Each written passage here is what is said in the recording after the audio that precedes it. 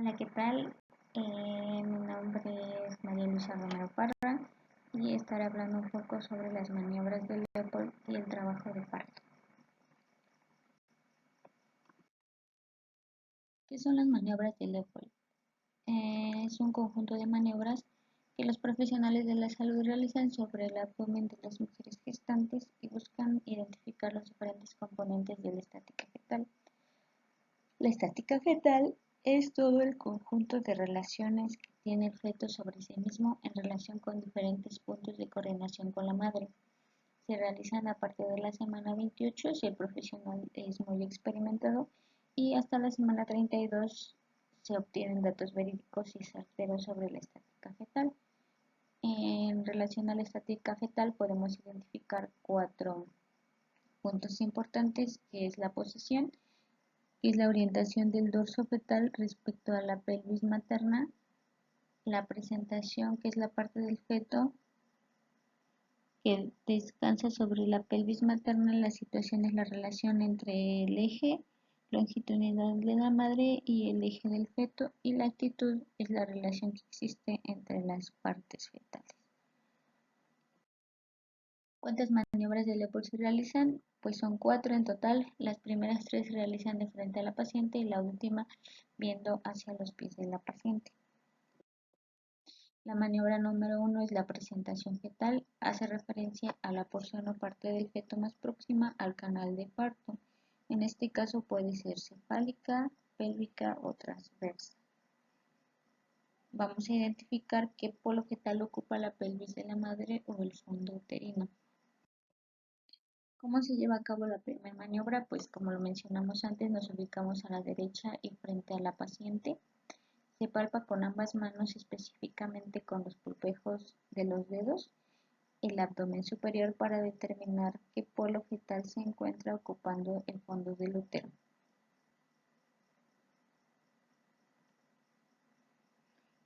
Primero vamos a delimitar el fondo uterino con la mano no dominante, y una vez delimitado utilizamos ambas manos. Para esta maniobra podemos identificar lo siguiente: el fondo del útero. Podemos identificar una masa redonda, regular y resistente. En este caso estaríamos hablando de una presentación cefálica del feto.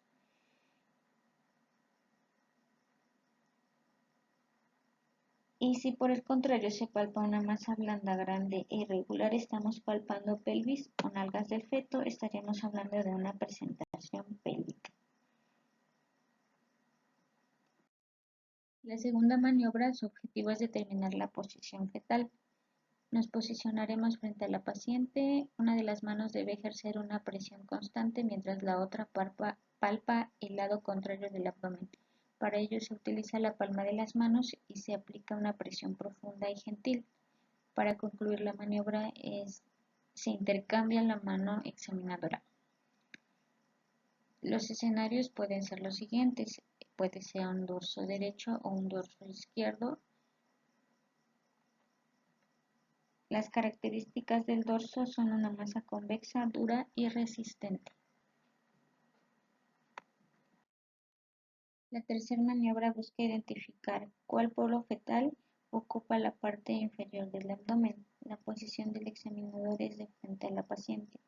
Utilizaremos el pulgar y dedos de una sola mano realizando una palpación de forma de garra por encima de la sínfisis del pubis.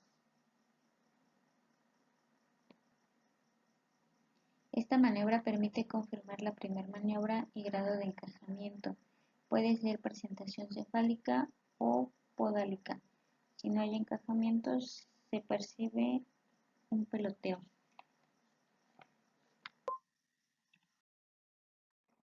En la cuarta maniobra se busca confirmar el encajamiento y determinar la actitud fetal. En la presentación cefálica permite identificar si la cabeza se encuentra flexionada o extendida. La palpación se realiza con los pulpejos de los dedos de ambas manos. Después el borde inferior del útero hasta la sínfisis del pubis. En esta maniobra podemos identificar el encajamiento puede ser alta, insinuada o encajada. Y la flexión si la mano choca con la nuca o la deflexión si la mano no choca con la nuca. Bueno, esto sería todo de parte de las maniobras de Leopold. Enseguida hablaremos sobre lo que es el trabajo de parto. El trabajo de parto corresponde a una serie de procedimientos diagnósticos terapéuticos efectuados por el médico para la adecuada vigilancia del proceso de parto, desde el ingreso a la maternidad hasta el momento del traslado al puerperio. Se incluyen los siguientes aspectos: el diagnóstico de trabajo de parto, evaluación materno-fetal al ingreso del trabajo de parto, indicaciones de preparación para el preparto, evaluación materno-fetal durante el trabajo de parto y procedimientos en el preparto, traslado a la sala de parto.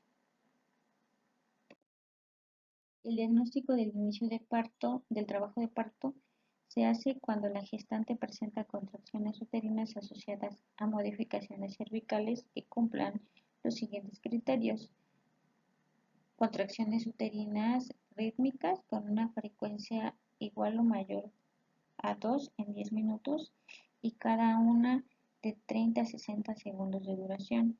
Las modificaciones cervicales, borramiento con el 80% y dilatación cervical igual o mayor a 2 centímetros. Tenemos dos casos que podría ser un trabajo de parto verdadero y un falso trabajo de parto. En el caso del falso trabajo de parto, habrán intervalos que permanecen largos,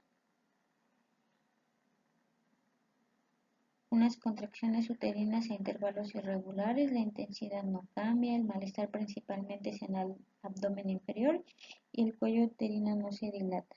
El malestar se alivia con la sedación.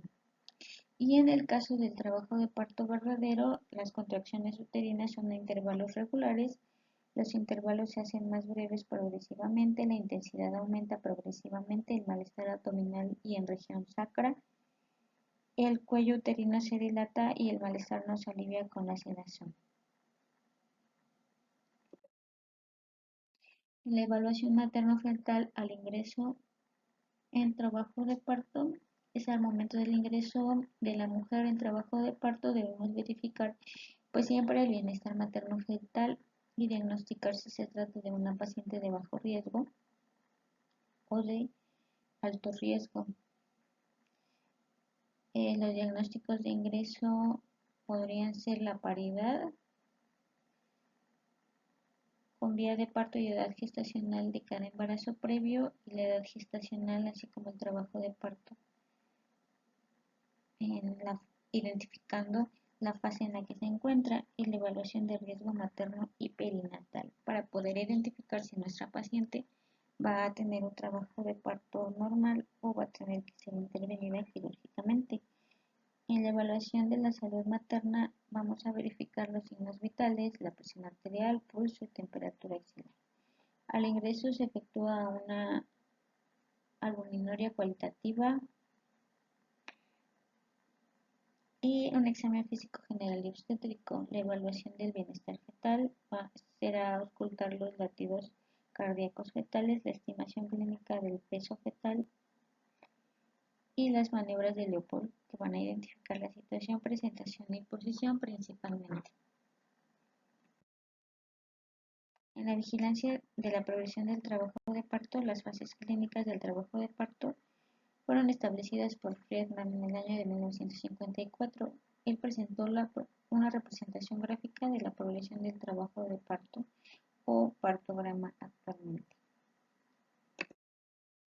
En la primera etapa, la dilatación se compone de dos fases. La fase latente, en promedio con una duración de 4 a 8 horas en una mujer nulípara y de 6 a 4 horas en la multípara. Esto significa que si nuestra paciente ya tuvo partos previos, pues su trabajo de parto avanzará con más rapidez. La duración máxima en nulípara será de 20 horas y en multíparas de 14 horas como máximo.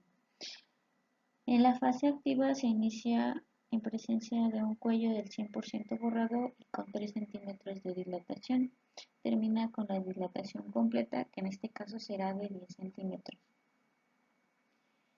Se compone de 3 etapas,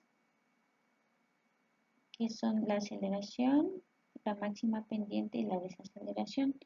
La velocidad de progresión respecto de la dilatación cervical es dependiente de la paridad. La velocidad de progresión es en promedio de 1.2 centímetros por hora en ovíparas y de 1.6 centímetros en una hora en multíparas. La segunda etapa, que es el expulsivo, se inicia cuando la dilatación es completa de 10 centímetros y termina con la salida del bebé. La duración máxima es de 2 horas en ovíparas y de 1 hora en multíparas. El descenso del producto es más acelerado en este periodo y la madre comienza a sentir deseo de pujo o necesidad de defecar. En este periodo también debemos de insistirle a la madre que el pujo es muy importante para el nacimiento de su bebé. En los momentos en los que se presenta una contracción, la madre debe pujar con la parte baja del abdomen y debe descansar cuando la contracción termine. En, en los mecanismos del trabajo de parto, que es el conjunto de movimientos que realiza el feto para salir a través del canal de parto. En este caso, obviamente, estamos hablando de un parto vaginal, un parto sin complicaciones. En estos mecanismos de trabajo de parto se encuentra el encajamiento, que es el mecanismo por el cual el diámetro biparietal del producto pasa a través del estrecho superior de la pelvis materna. Puede ocurrir en las últimas semanas de gestación o hasta el comienzo del trabajo de parto. El encajarse, el producto se encuentra en una variedad de posición transversa que casi siempre es transitoria. El descenso ocurre a lo largo del canal de parto. En ovíparas es subsecuente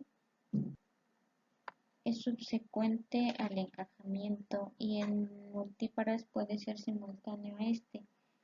Depende de 4 fuerzas. Una que es la presión del líquido amniótico. La segunda fuerza puede ser la presión del fondo uterino sobre la pelvis en las contracciones. La tercera fuerza es el esfuerzo de pujo de la madre. Y la cuarta fuerza es la extensión y flexión del cuerpo fetal. En la flexión el producto se encuentra descendiendo y tan pronto como encuentra alguna resistencia ofrecida por el cuerpo de la madre, presentará una flexión natural que lo lleva a ofrecer su diámetro occipital. Posteriormente se presenta la rotación interna que ocurre al girar la cabeza fetal en el interior de la pelvis. El occipucio se va moviendo hacia la sínfisis del pubis. Este giro es de 45 grados en las variedades anteriores, de 90 grados en las transversas y de 135 grados en las variedades posteriores. La extensión ocurre cuando la presentación fetal alcanza la vulva y el occipucio entra en contacto directo con el borde inferior de la sínfisis del pubis.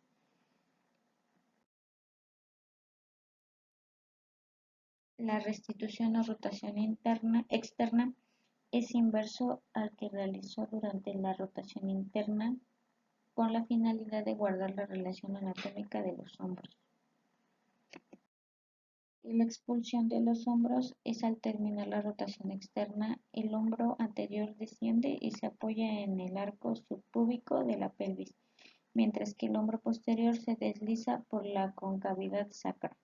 En esta posición el hombro anterior es el primero en nacer, seguido por el posterior. La expulsión del cuerpo fetal es al salir los hombros prácticamente cesa el obstáculo para la salida del producto, ya que en condiciones normales el abdomen, la pelvis y los miembros inferiores tienen diámetros menores que no ofrecen tanta resistencia, por lo que el nacimiento del resto del cuerpo es prácticamente espontáneo.